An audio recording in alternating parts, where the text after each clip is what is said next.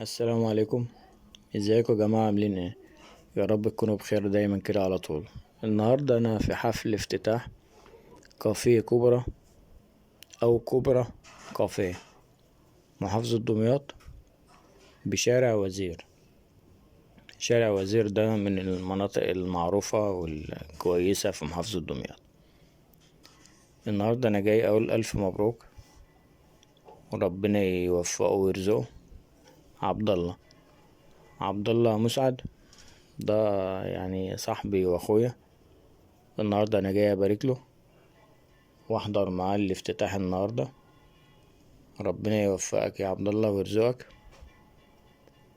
عبد الله بصراحة يعني شاب جدع ومجتهد، كان بيشتغل معايا وبعدين برضه حب يغير بقى النشاط وقال لي يفتح كافيتيريا، كافيه كبرى او كبرى كافيه. ربنا يوفقك يا عبد الله ويرزقك. واحنا قلنا المكان في محافظة دمياط، شارع وزير. طبعا اي حد في دمياط هيبقى عارف شارع وزير فين، منتصف شارع وزير. لو انت جاي من ميدان سرور، منتصف شارع وزير، كوبرا كافيه.